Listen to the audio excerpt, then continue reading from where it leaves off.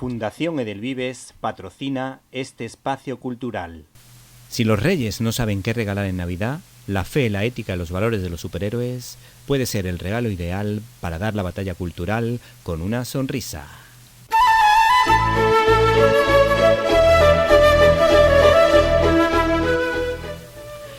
En esta ocasión contamos en nuestros micrófonos con Antonio Rubio Plo, escritor y analista internacional, que con motivo de la nueva biografía escrita por Eduardo Camaño sobre el gran Saint-Exupéry, que lo edita Almuzara con su sello Benedice, pues lo hemos traído aquí para que nos hable de esa figura y de ese escritor que a mí me encanta.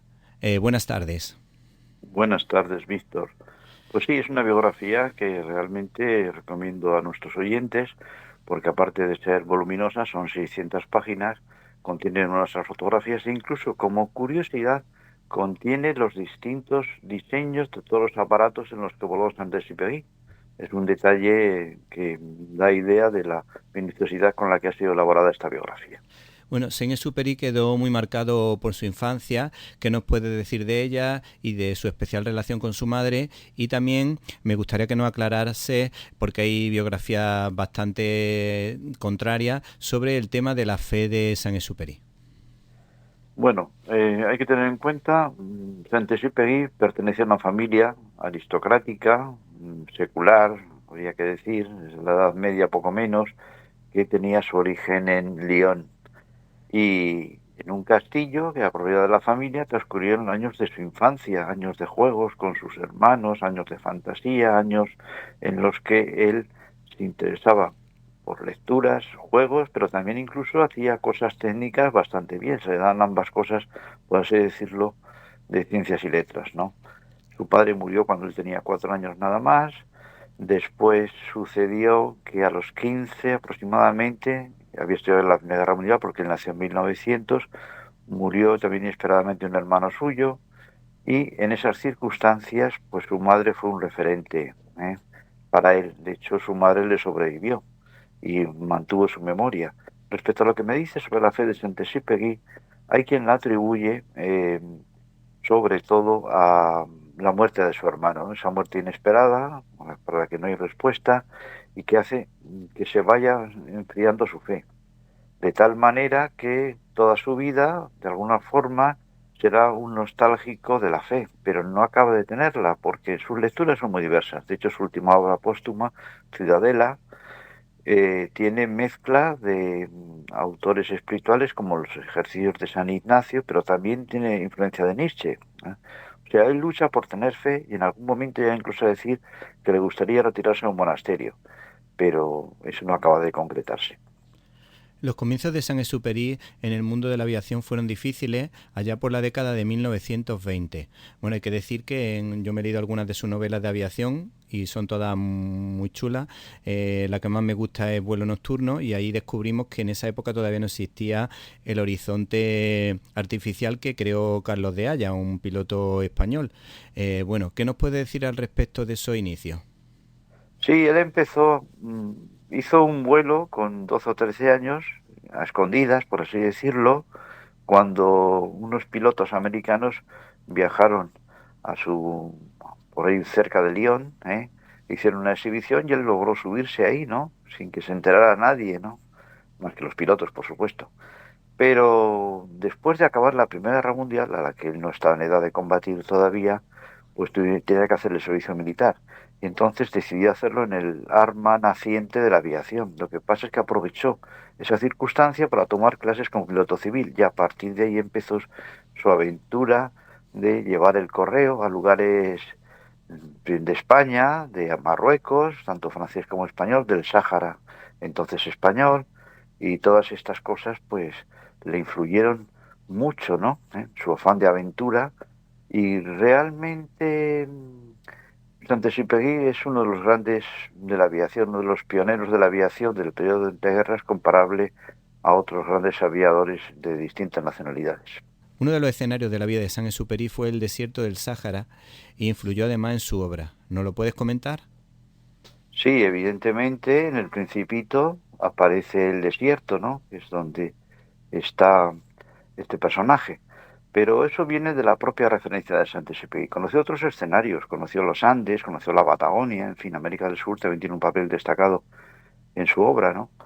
Pero ahí en concreto se enfrentó a circunstancias como el estrellarse su avión o tener que aterrizar forzosamente y encontrarse con tribus eh, nómadas hostiles que generalmente se dedicaban a secuestrar a los pilotos y pedir rescate por ellos.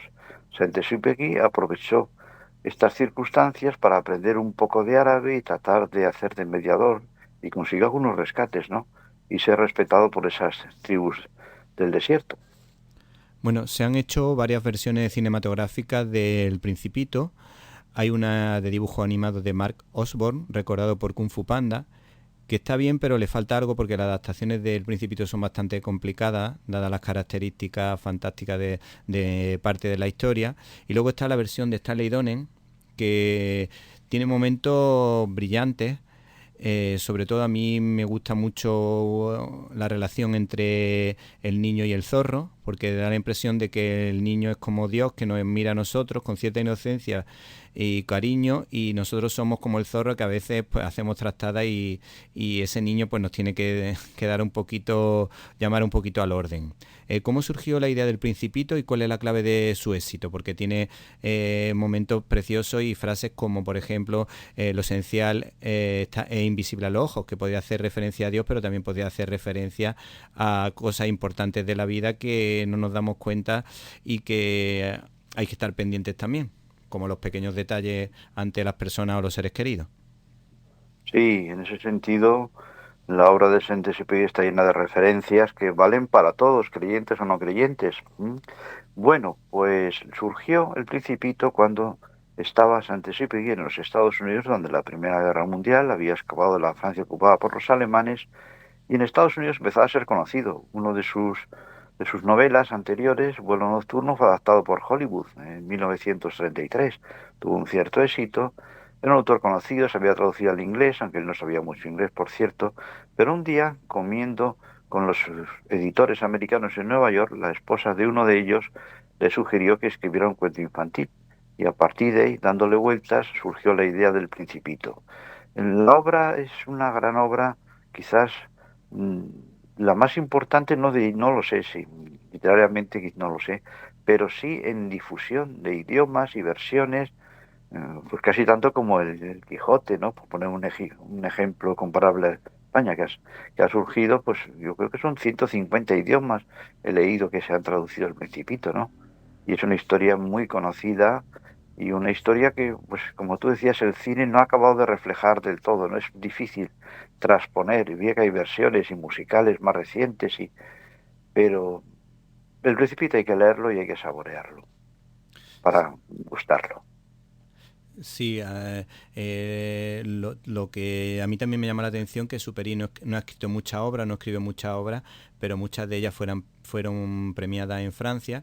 Y luego hay uno de los misterios o de los grandes misterios de la historia. Vamos a hacer una especie de momento Iker Jiménez y te preguntamos, ¿qué se sabe de la desaparición de Saint-Exupéry en aguas del Mediterráneo en julio de 1944? A pesar de tener 44 años, que los años que tenía en ese momento, Saint-Exupéry insistió en que le dejaran volar en la guerra, ¿no? Como al menos como piloto de reconocimiento, ya que no otra cosa. Los franceses de Gaulle, con el cual no se llevaba muy bien, pues no se lo permitieron, pero sí los americanos, ¿no? Entonces inició algún vuelo de reconocimiento, estamos hablando del 31 de julio de 1944, habían pasado casi 2 meses de Normandía y a mitad de agosto iba a tener el desembarco de los aliados, esta vez en la zona del sur de Francia, ¿no? En la Costa Azul, para atacar para allá a los alemanes. Había vuelos de reconocimiento y uno de ellos es el que hizo Saint-Exupéry. Y al parecer, pues se remontó al Valle del Ródano, cerca de Lyon, vio el castillo de su infancia, que ya no pertenecía a su familia, que estaba arruinado y lo tuvo que vender, y en fin, y después volvió al Mediterráneo. Y se cuenta, ha habido muchas versiones, en los años 90 salieron algunas versiones publicadas, que un piloto alemán lo derribó, un piloto alemán que luego declaró muchos años después que él había sido un lector de su obra, pero que si hubiera sabido que estaba ahí, bien, habría disparado. Bueno, no, eso no se ha podido demostrar si fue así o no fue así.